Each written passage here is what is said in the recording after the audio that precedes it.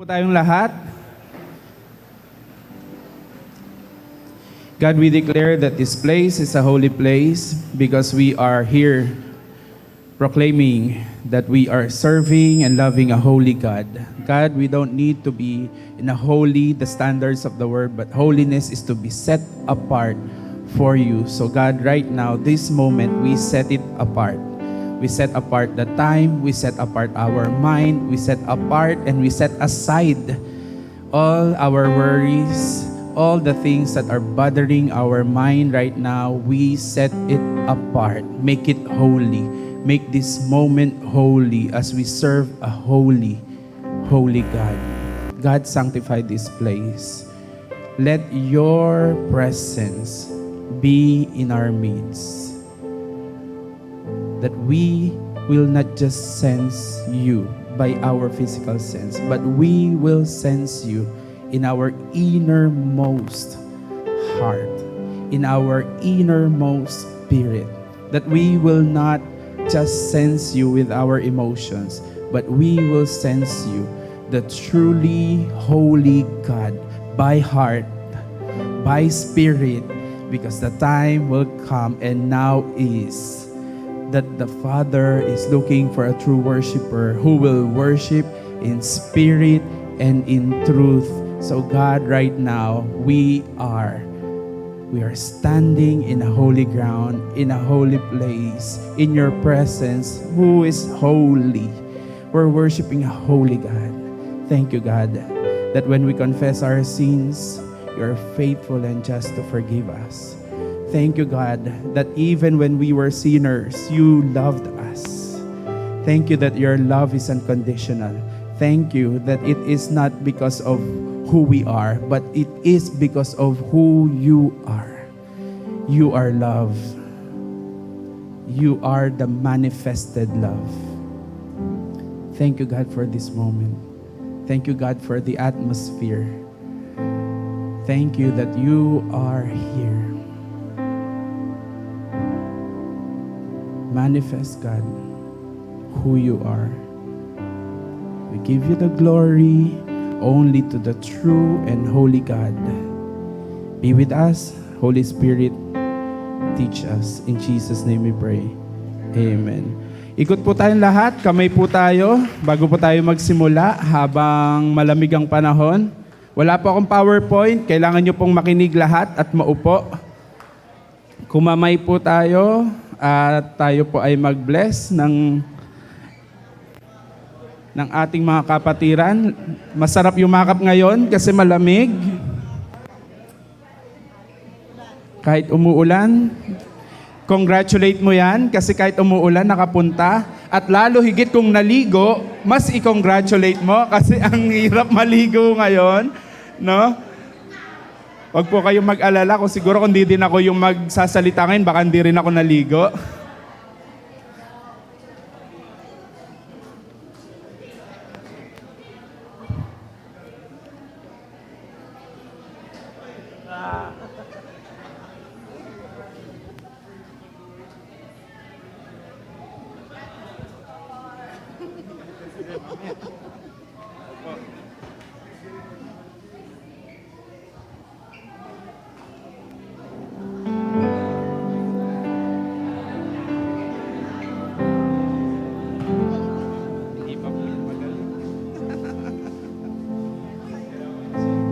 Sige po, kung kayo po ay satisfied na and you're now growing kasi you have already received love, dalangin ko po ay makakaupo po kayo ngayon at tayo po ay mag-aaral. Again, I don't have PowerPoint, kaya po please, gayak po kayo ng inyong Bible, gayak din po kayo ng inyong mga sulatin.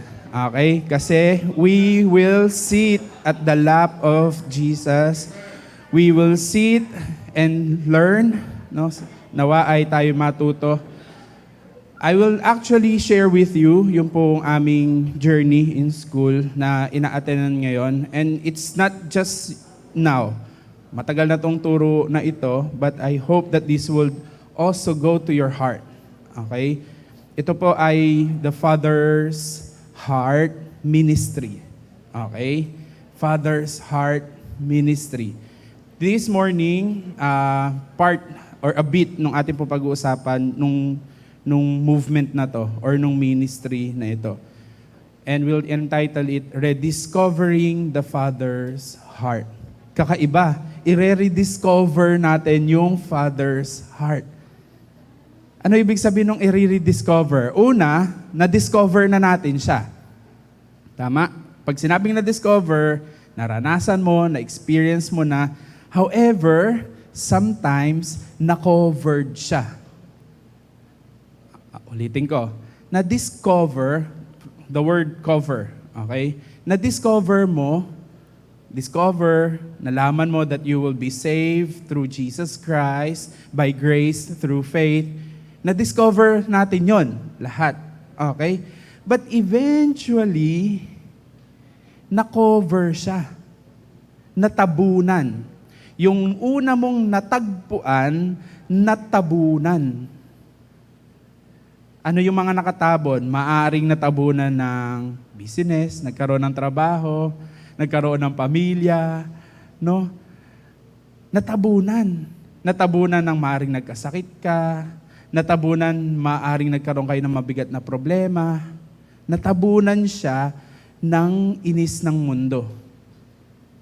Kaya ngayon, we will rediscover. Muling matagpuan, muling masumpungan, ano nga ba yung Father's heart? Bakit natin to kailangan pag-usapan? Bakit to importante? Disclaimer lang, no? Baka kasi, I will be talking more of the Father's heart. Okay? Baka mamaya ay naku, wala si Jesus, wala ang Holy Spirit. Pakinggan nyo muna po. Okay? Pakinggan muna natin. Rediscovering the Father's heart. How? Kasi in John 14:6, kabisado natin. Ano po yung sa John 14:6? Hindi po John 3:16. 14:6. I am the way, the truth, and the life. No one comes to the Father except through Jesus Christ. So, hindi maaalis sa usapin si Jesus Christ. Okay? However, Jesus Christ is the way to the Father. Ang destination natin,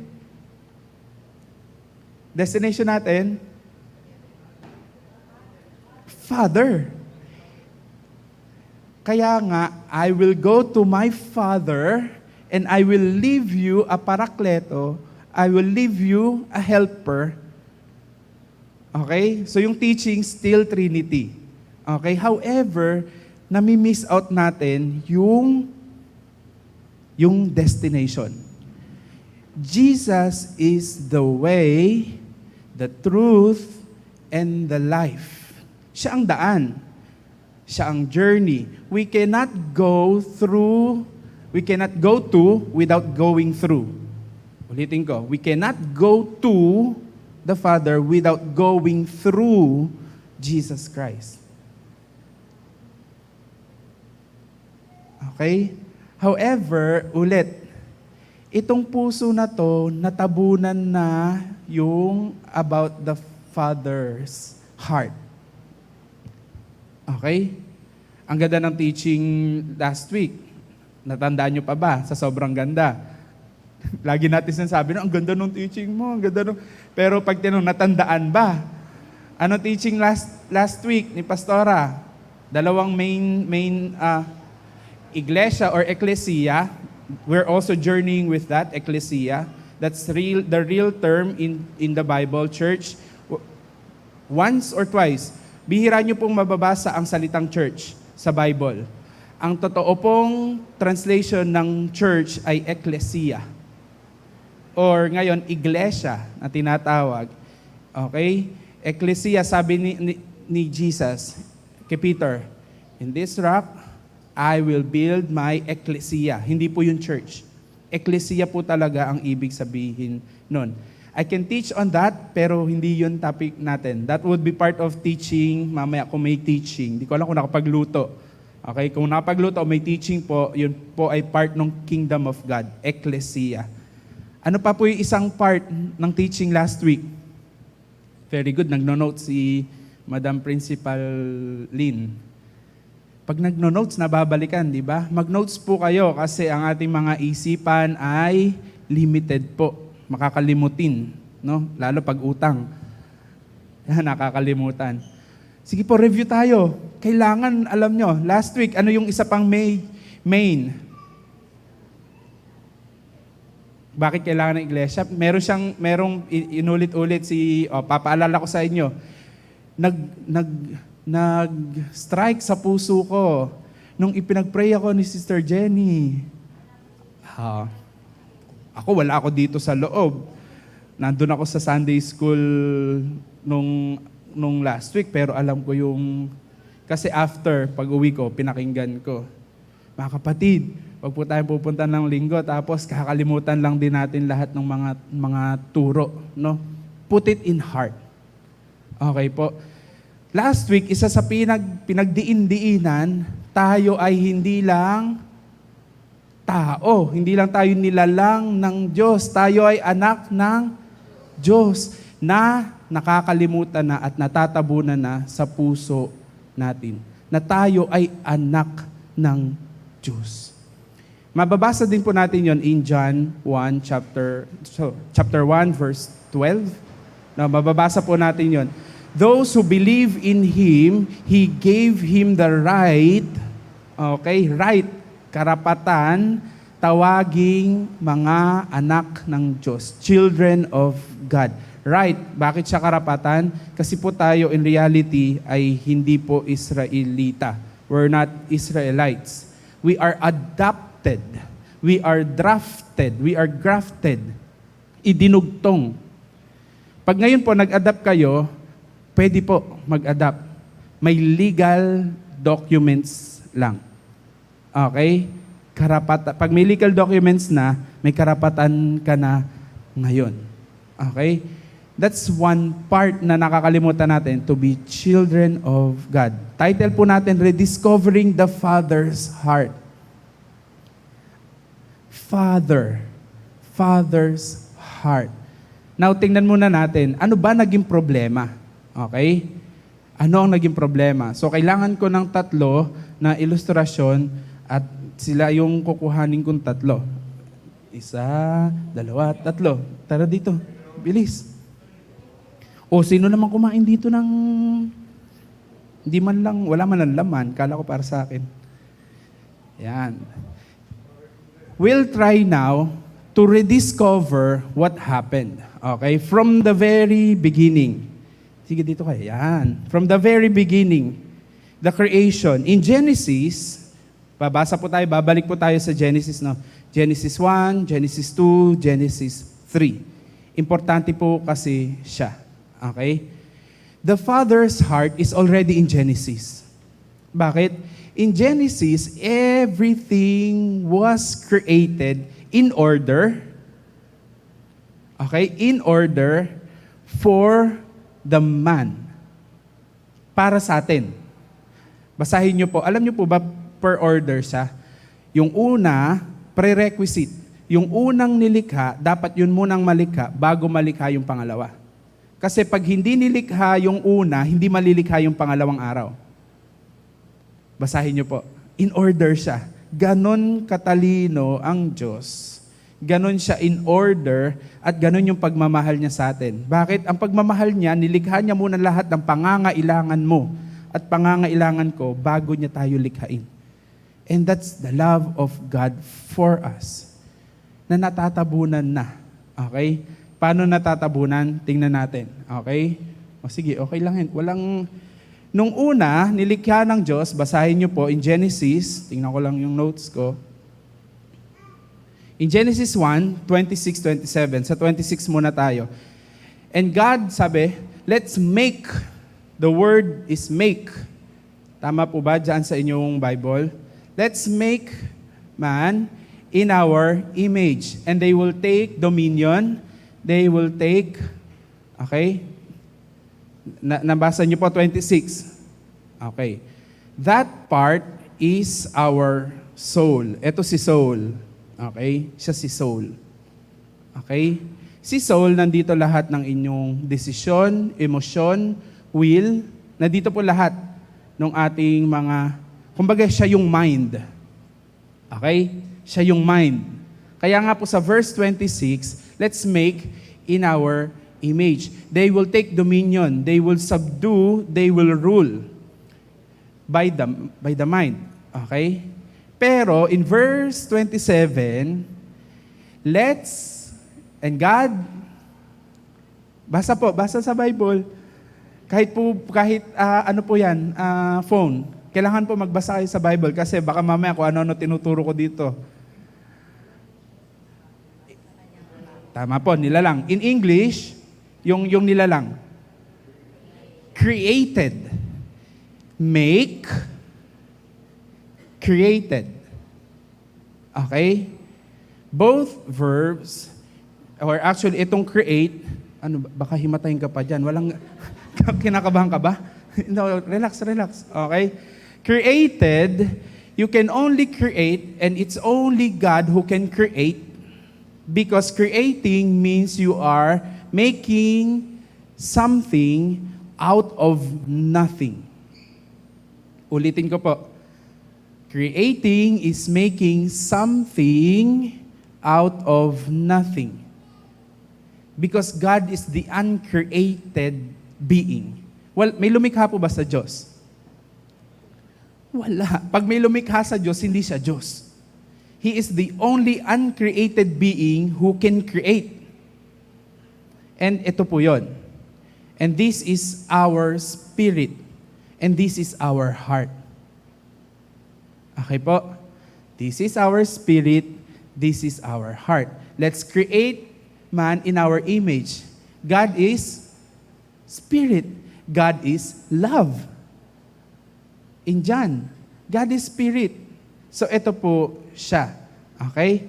Saan na napunta ngayon si body?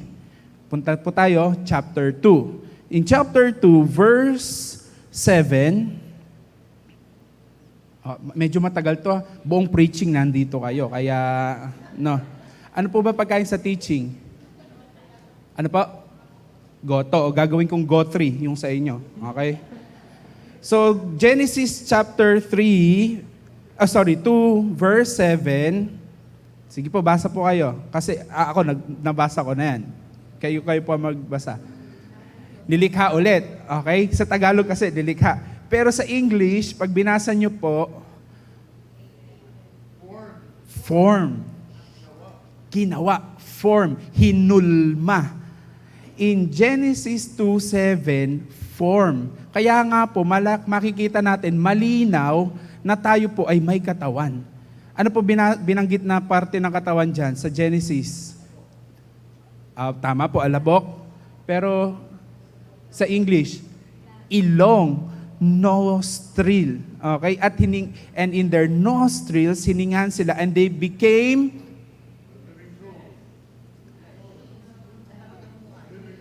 a living soul, or yung simple lang, pasimplihin natin. A living being. A being. Okay? Or human being. Maliwanag po tayo? Okay, so this is the first point, letter C, the creation. Ito po yung creation. Get po natin?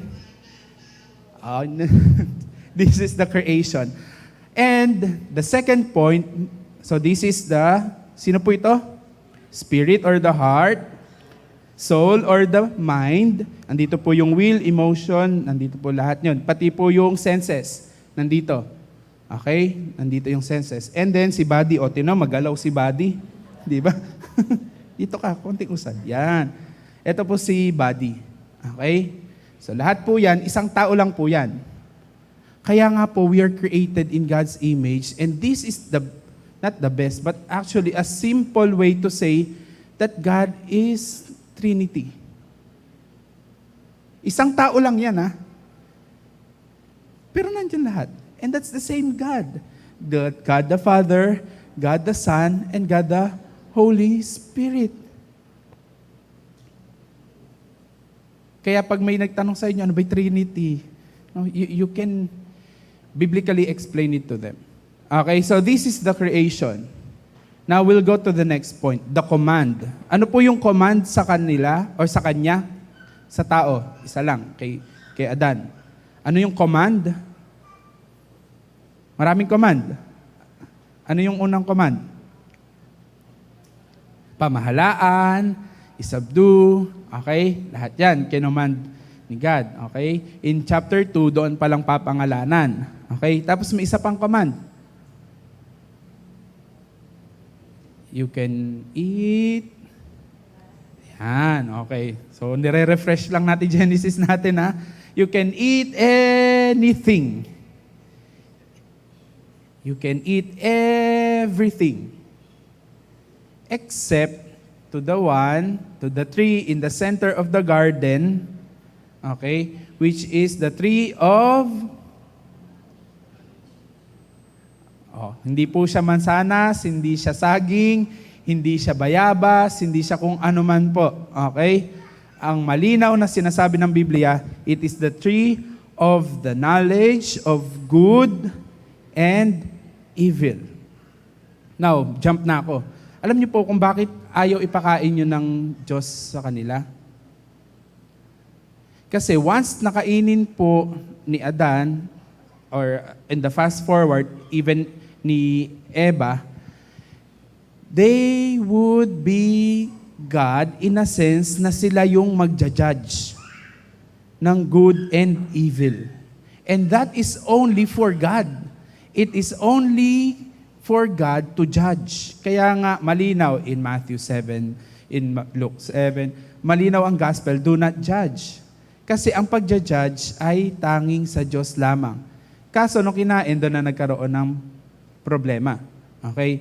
Yung problema natin ngayon, yung judgment natin ngayon, bias. Yung judgment natin ngayon, yung judgment natin, kinukuha natin sa standard ng mundo. Okay? Another teaching po yon. Pero dito muna tayo. So ito, perfect. Okay to.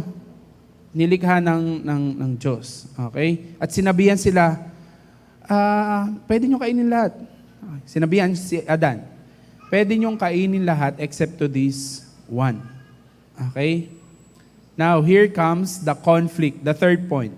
So the creation, the command, and here's the conflict. The conflict is when Eve, chapter 3 na po tayo. Nasa chapter 3 na po tayo ng Genesis.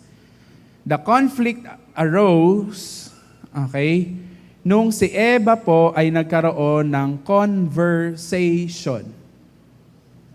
Actually, the conflict started because of conversation. Pag-uusap, kinausap, no? At ang unang linya, no, nung ahas.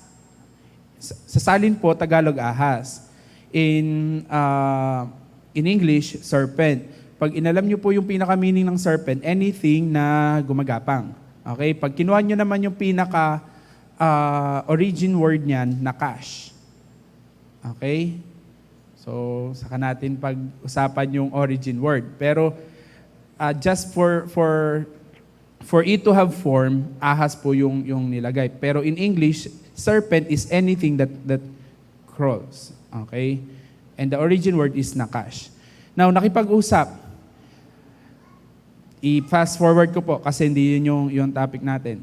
Nung nakipag-usap, totoo ba? Totoo ba? Totoo ba? Always questioning who God is. Always questioning what God told. Totoo ba? Totoo ba? Totoo ba? And most of the time, sa buhay natin, pag dumana tayo sa problema, dumarating din yung simple phrase na yan. Totoo ba na provider ang Diyos? Totoo ba na healer ang Diyos? Totoo ba na siya ay comforter? Totoo ba? The enemy is the ultimate liar. Pag binasa po natin in New Testament, from the very beginning, isa lang po ang trabaho at kayang-kayang gawin ng kaaway. Sinungaling. He is the father of lies. puro kasinungalingan yung sinasabi niya. Now, here comes the problem. Okay? Conflict. Ang conflict, nakipag-usap. And nung nakipag-usap, nag-give in, nagpadaya. Deceiver siya eh. Yun talaga trabaho niya, mang-deceive. Okay? So, nung na-deceive siya, basahin po natin yung command. Okay? Yung command, mababasa po diyan sa chapter 1, pinakadulong verse. Ang command, kumpletuhin natin yung command. You may eat everything, okay, except for this one, for you will surely die. Si God nagsabi nun, ha? You will surely die. At yun yung kinwestiyon nung kaaway. Totoo ba? Mamamatay kayo agad. Now, fast forward tayo ulit. Kinain, okay? Namatay po ba? Kinain, namatay po ba? Hindi. Ayan, so okay, hati ang inampalan. Nakikita ko, may oo at hindi. Good. At least ngayon, malalaman natin kung ano talagang totoo. Okay, kasi ang tagal na natin na nag-aaral, Genesis to, importanteng book to. Kung may babasahin po kayong book, importante ang beginning. Kaya din, ganun din ang ending, ang Revelation. Huwag po kayo matakot magbasa ng Revelation basahin nyo po. Bakit? In Revelation chapter 1, sabi, Blessed is the one who reads aloud this book. Basahin nyo po. Sa isang libro, hindi ka pwede magbasa agad. Nagkalito-lito na kayo. Nagka-conflict na yung ayan, ng conflict ng tao, di ba? Nagpalit-palit. Mamaya, malalaman nyo po. Very good. Scripted yung ginawa natin, ha? Okay. Relax lang kayo. Importante po, pag nagbabasa kayo, hindi kayo magbabasa sa gitna agad. Pag nagbasa po ba kayo sa gitna agad? So, it is important that you go back to your Genesis, also read your Revelations. Huwag po kayo matakot na basahin yung Revelations. Going back. So, nagkaroon ng conflict, no? At ang sagot nyo po, hati. Namatay ba? Hindi. Oo. May sagot. Oo, hindi. Now, imit natin yung alam natin. Sa standard ng mundo, or sa half-truth nung kaaway, totoo yung sinabi niya. Sabi ko na dalawa sila, hindi naman sila namatay physically. Hindi sila namatay physically. Kaya nga half-truth yung sinabi nung kaaway. And a half-truth is a lie. Half-truth is a lie. White lie is a lie. Ang hindi buong katotohanan ay kasinungalingan. Kasi totoo ang sinabi ng Diyos, namatay sila. That very moment, namatay po sila. Hindi namatay si body, hindi namatay si soul, okay? Ang namatay, si spirit.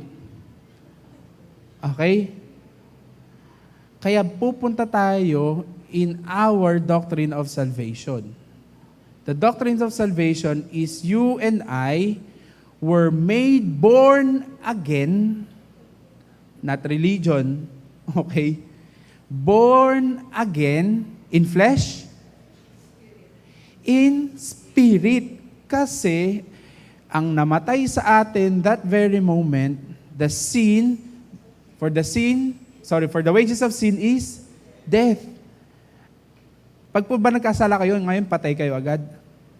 Hindi. Ang namamatay, spirit. So nung namatay yung spirit na ito, nawala yung connection to God, to the Father, that time, and actually they were forcefully banished in the garden. Pinalis talaga. Kasi once na kumain naman sila ng fruit of life. Forever na sila ngayon na may judgment ng good and evil, and then they will live forever. Pwede ba yun na ang daming magja-judge? Pwede ba yun na ang Diyos dapat na nag-iisa ay may iba pang Diyos? Hindi pwede. Kaya nga po ngayon, we are mini gods of our own. Pag nagja-judge tayo, nagdidesisyon tayo, may ginajudge tayong desisyon sa buhay natin, we tried to be God of our own. Kaya binabalik natin yung sarili natin. Lord, ito yung gusto ko, bibiling ko ba? You ask God. Lord, ito gusto naming gawin ng pamilya namin. You ask God. Kasi pag ikaw nag-decide niyan, ikaw ang nag-judge about your situation, most of the time, sasablay. Kaya we need to ask God. However, ito po ang kondisyon ng marami. Maybe not us. Maybe not us. Kasi sinasabi natin, we're proclaiming we're Christians. Okay? Pero marami na nasa labas, ganito po ang kondisyon. May katawan, may isip, okay? Meron din namang spirito. Okay? Kaso, patay. Hiwalay sa true source ng buhay. So ito po yung conflict ngayon ng marami. They cannot discover the heart of the Father because the Father is always talking to the heart. Will always talk to the heart. Nung si David po ay i-anoint, pinapila yung mga anak ni Jesse, okay, pinapila, o kaya pinaisa-isa. May pumasa ba? Wala. Dahil, anong sabi, anong statement ni God? Do not look in their appearance, outward appearance. I'm not looking in their outward appearance, but I'm your God. The God looks at the heart. Mababasa niyo po yon in Samuel. Not sure in 1st or in 2nd, pero sa Samuel yon. God is talking to the heart, to the spirit. Kung patay yung spirit, pag po ba patay, makakarinig? Pag po ba patay, makakaramdam? Wala. Wala yang makukuhang revelation. Wala yang makukuhang insight. Blinded yan. Kahit bumasa ng Bible to, pag patay ang spirito, hindi maintindihan. Patay ang spirit eh. Kahit sharean mo ng sharean yan, pag patay ang spirit, hindi yan makaka-receive. Marami po ganito ang sitwasyon.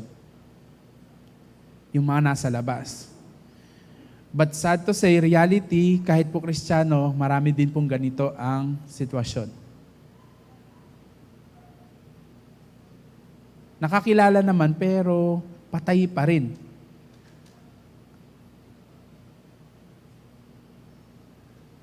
So I hope nakikita niyo po yung ating sitwasyon ngayon. Rediscovering the heart of the Father is through this. Kailangan natin magsimula dito.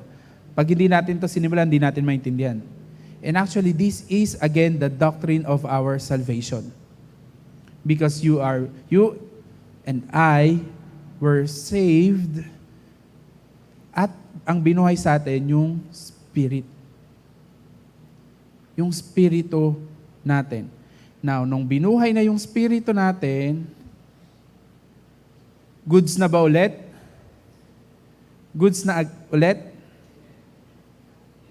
Amen? Yes. Goods na in a sense, pero not totally. Bakit? Sa tagal-tagal nitong patay, sino po ang nag-ooperate ngayon? Itong mind na to. Diba? Hindi to nakakarinig sa Diyos, ito na ngayon mag-ooperate. Ito yung nagka-calculate, ito yung nagpaplano, ito yung nagja-judge, ito yung nakakaramdam, ito yung pag nagalit, pag may emosyon, pag na-offend, pag di binate, pag... Ito yun.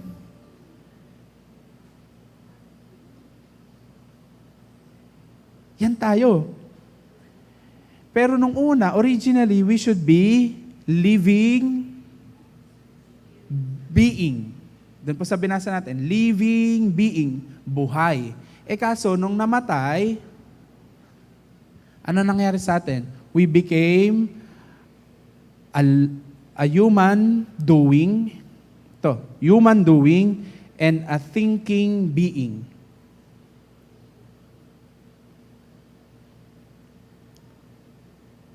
Ito, ulit, living being, buhay, kasi may connection. Pero nung namatay, nag-operate siya ngayon in logic. Kaya ito, hindi ito makaka-receive ng faith. Kasi ito, ang laging sinasabi niyan, to see is to believe. Si faith is to see the unseen. Kaya ito, di rin ito makaka-receive ng love. Ito. Bakit? Naku, may kailangan lang sa kanya, kaya may ginagawang maganda. Hindi ito nakaka-receive ng love. Kasi lagi itong iniisip. Naging thinking being tayo at naging, the other one is human doing. Perform to ng perform. Ito, perform to ng perform. Kapag anak ka, and you know the heart of the Father, you don't actually perform to be loved. You are already loved from the very beginning. Kaso nung patay, ito perform to ng perform. Naging human doing. Para tong yung eldest son. Para din tong si Martha rantahin. Walang masamang mag-perform. The problem is, apart from God, kapag nag-perform ka ng walang spirit, walang dating. Performance lang. Maaaring mapuri ka ng tao, ay, ang galing mo namang, okay. But, does it please God, your maker and your creator? That's why we need to know and rediscover the Father's heart. Baka kasi gawa lang tayo ng gawa, but it's not the heart of the Father for you and for me. Anak, hindi yan ang heart ko. Lahat ng sa akin ay sa'yo. Sabi niya doon sa eldest son. You don't know my heart, anak. Nakalimutan mo, tatay ako, at kung anong meron ako ay sa'yo. Ibinigay ko ng imana mo in the first place eh. Pag binasa niyo po yung Luke 15. In the first place, binigay ko na imana mo. You still don't know my heart. Martha, okay yan, goods yan. Baka nga pwedeng mga tuwiran si Martha. Kasi Jesus, the best way and the fastest way to a man's heart is through his stomach. Di ba? Kaya pinaghahanda kita ng pagkain because I want to touch your heart. No, baluktot po yun. No? We still need to go to the heart of God. Okay, yung ginagawa ni Martha. Good yon, sabi ni Jesus. But Mary chose the best. And that is to listen to the heart of the Father. So balik tayo sa problema ngayon. Ito ang problema natin. Kaya po, madalas tayo ay hindi nakakarinig to the Father's heart, natatabunan kasi. Balik ako dun sa tanong ko. Okay na, born again na. Sagot ni Kuya Norvin, okay na, goods na tayo. Okay? Partially good. Okay? Partially good. Kasi at least ito, may connection na. Okay? However, kung nakinig ulit kayo ng preaching ni Pastora, ito yung isa sa preaching niya. However, we need to do the renewing of the mind. Ito ba yung topic ng mga juniors last time? Be transformed? Ito ba topic nyo? Nung nag-fellowship kayo? Ayan. However, sa tagal-tagal nitong patay, nag-ooperate ito ngayon at ang feeding nito, mundo. Ang feeding nito, mundo. Nakakilala sa Diyos. Ilang taong ka na? 12 years bago makakilala sa Diyos, ibig sabihin, 11 years na ang feeding niya, iba. So kahit buhay na siya, hindi pa rin niya malalaman agad ang heart ng Father. Kaya nga doon sa topic ng juniors, in Romans 12:2, I urge you, be transformed by the renewing of your mind so that you will know, ano po sabi ng verse? Basa po kayo, basa. Huwag niyo po akong titigan. Huwag niyo po kami titigan. Verse 2. So that you will know the perfect, the good, and pleasing will of the Father, of God. Kaya malibang marin nyo to, kahit Christian na yan, still hindi pa niya agad malalaman yung heart ng Father, yung will ng Father. Kaya dapat ito tinetrain. And this is our salvation. Kaya yung salvation natin, we need to work out our salvation. We don't work for salvation, we work out our salvation by renewing our mind and by feeding our spirit para ito susunod. Si body susunod. Ano sabi nung mananalangin? Mananalangin sila pero natutulog yung mga alagad. The body is weak. No? Willing to, kaso, flesh is weak. Flesh is weak. No? Grabe tawa ni LK ah. Sininong nagkamali? Kaya dapat to magkakaisa. May alignment. And that's why your salvation, my salvation, hindi po pwedeng nakaupo lang tayo pag Sunday. Hindi pwedeng isang oras lang makikinig, hindi pa makikinig. Hindi ito mabubuhay ng ganun lang. Lalo kung na-save ka, 30 years old ka na. 20 years old, 25 years old, ang tagal ng bubunuin. Hindi naman matik, mawawala to. Buhay pa rin tayo sa mundong to. We are still being fed by the Word. Mag-scroll ka lang, Word na yan. Pumasok ka lang sa trabaho, Word na yan. Lumabas ka lang ng bahay, marinig mo yung kapitbahay mo, Word na yan. Sumakay ka ng tricycle, ng jeep, ng bus. So we need constant sanctification of our salvation. Yes, you're saved. Yes, we're saved. Pero we need to work out our salvation. Hindi pwedeng petiks ang anak ng Diyos. So does it mean magwo-work ulit to? Hindi. Hindi nga ito dapat nag-work sa atin eh. Ito kasi performance lang to. Performer lang to. Ito rested in the Father's arm, in the Father's lap, in the Father's heart. Rested siya. Alam niya identity niya. No? Ito kasi, alam niyo ang hanap ng identity nito? Title. Kailangan ko maging masters, doktor. Kailangan ko may maraming pera. Ang identity niya, hanap niya in affirmation, confirmation ng mundo, ng tao. Pero ito, ang identity nito, kapag ito buhay sa Diyos, He knows His identity. Yung youngest son, teka, ba't ako nandito? Sa bahay ng aking ama, yung mga servant, sobra-sobra pa. Babalik ako sa bahay ng ama ko. Nung nabalik yung identity niya, senses muna. At nung bumalik siya, ibinalik yung identity niya. Pinasuotan ng robe, ng sandals, ng ring.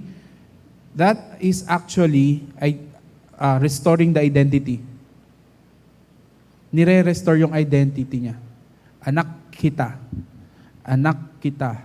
Anak kita.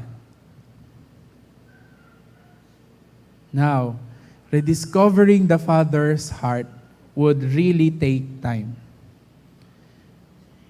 Ito dapat tayo. Ito ang heart ng Father sa atin. This should be our situation. Dapat tayo ay secure in our identity as children of God. Dapat tayo secure in the identity of our Father, kung sino siya sa buhay natin. Pag hindi kasi ito secured, mabuway ang salvation natin. Mabuway ang lakad natin. Magiging calculating, planning, doing, and thinking tayo. Again, hindi masama ito. Okay? Pero dapat, nanggagaling yung doing niya from the Father. Kaya nga, lagi si Jesus, ang sinasabi niya, I'm only doing what the Father is saying for me to say. And what I'm seeing the Father is doing, I'm doing. Magkaisa sila. Kaya nga, I and the Father, we're one. This should be our situation.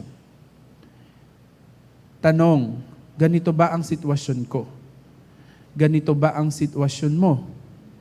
O ganito?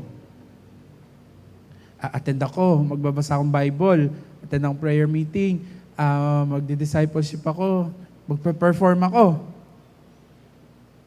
Alam niyo po, ito nakakapagod. Kasi ito si Martha. Nakakapagod. Ito yung eldest son. Nakakapagod. Pero kapag ito tayo, si Mary, hindi ka mapapagod. Ito yung youngest son, na kahit nagkamali ka, basta bumalik ka sa ama, hindi ka mapapagod. Pero nung nagwawalwal yung, nahilo ka na? Nung nagwawalwal yung youngest son, eto rin siya. Nakakapagod. Kailangan niya magtrabaho para makakain. Tama? Ito yun. Pero nung bumalik yung youngest son, nabuhay ulit yung relasyon niya sa ama niya, ni-restore siya, ito na siya. Kailangan pa ba niya magtrabaho ulit? Di na. Sabi nga, sobra-sobra pa sa servant yung pagkain. Now mga kapatid, this is just part. 6-day seminar po kasi yung tinuturo ko sa inyo. Kino-compress ko lang ng 1 oras, tapos natulog pa kayo ng 20 minutes. No, yung iba na ganun pa. Buti hindi walang nasabing. I'm trying to compress, but hopefully, maituloy ko po. Tama po ba yung last Sunday? Anyway, itutuloy ko yung teaching nito. Okay? Kasi 10:07 na. Sarap matulog. Baka sinusumpa nyo na ako ngayon. Nakaupo kayo dyan. Bilisan mo. Antok na ako. Okay? Naiintindihan ko kayo. Okay? Pero, you know what, mga kapatid? I don't want you and I don't want myself to go on sa buhay Kristiyano natin na at the end of our life, magugulat tayo, ito lang pala tayo. Performing lang pala tayo. Hindi ito nakaka-receive kasi ng love. Ito kasi, ang alam nitong love, magpe-perform muna siya bago siya ma-love.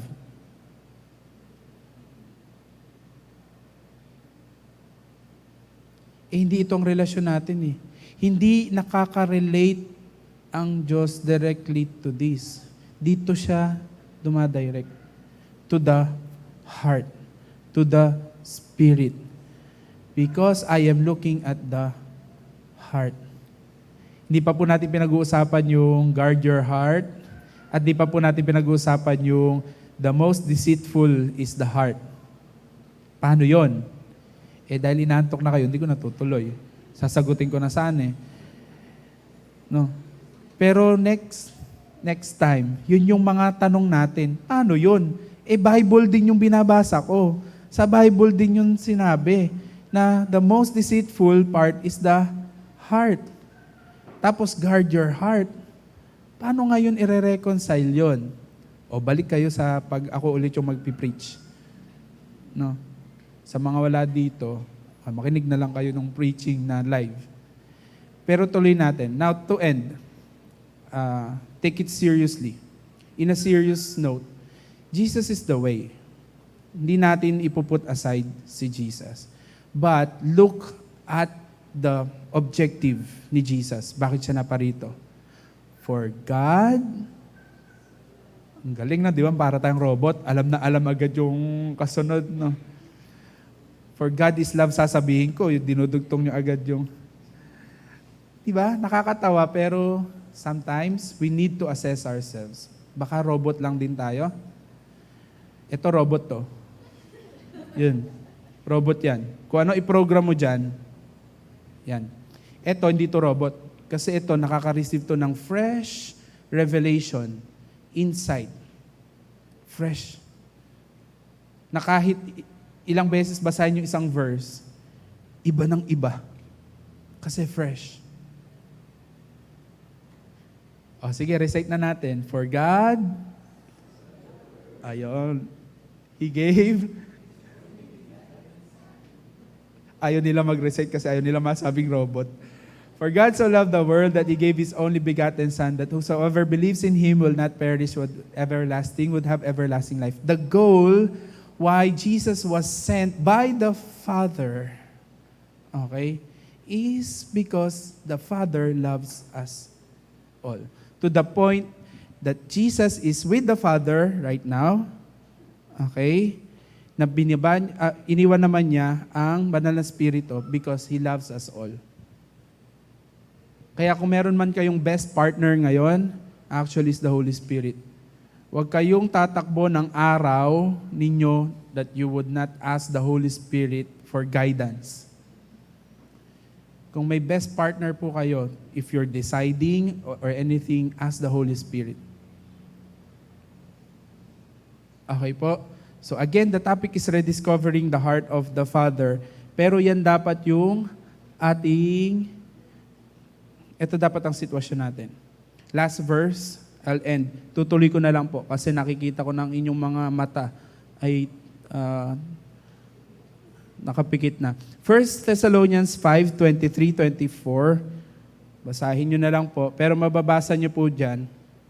Bakit importante ito? Na ito aligned.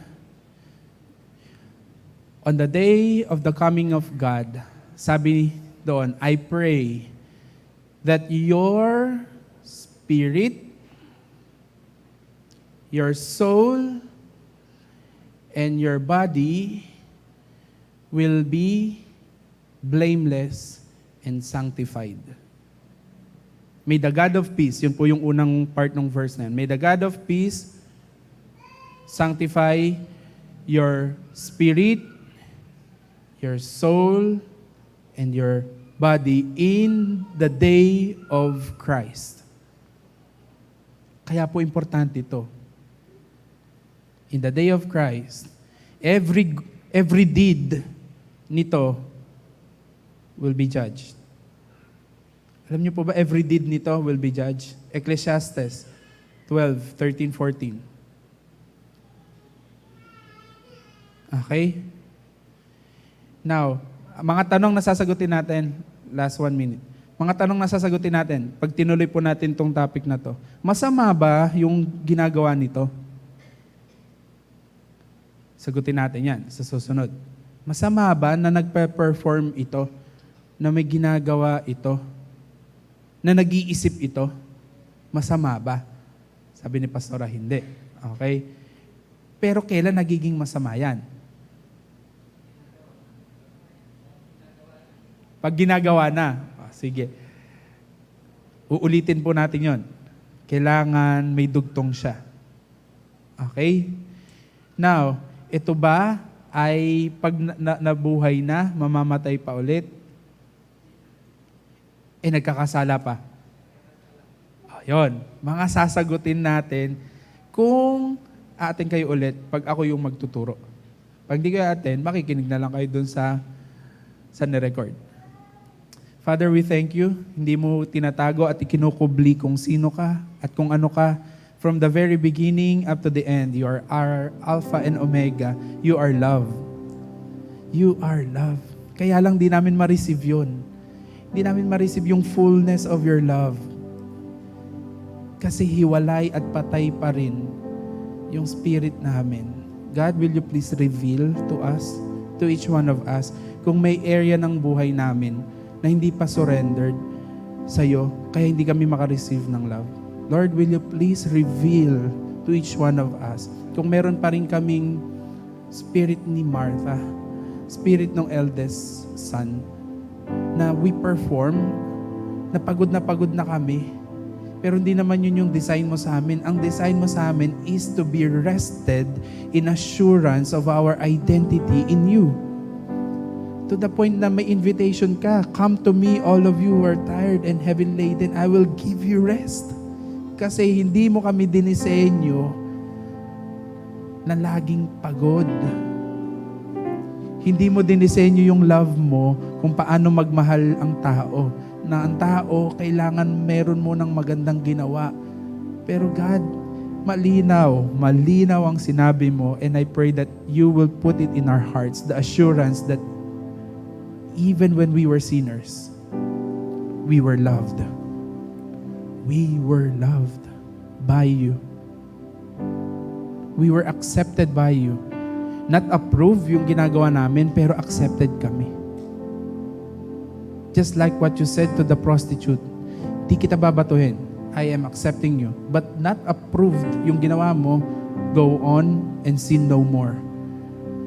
So God, I pray, will you please make our spirits really alive in you.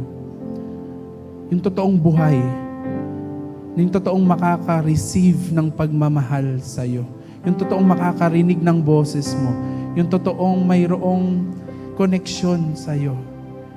Just like how Jesus and you were connected. Yung ganong attachment, God, that we will abide in you.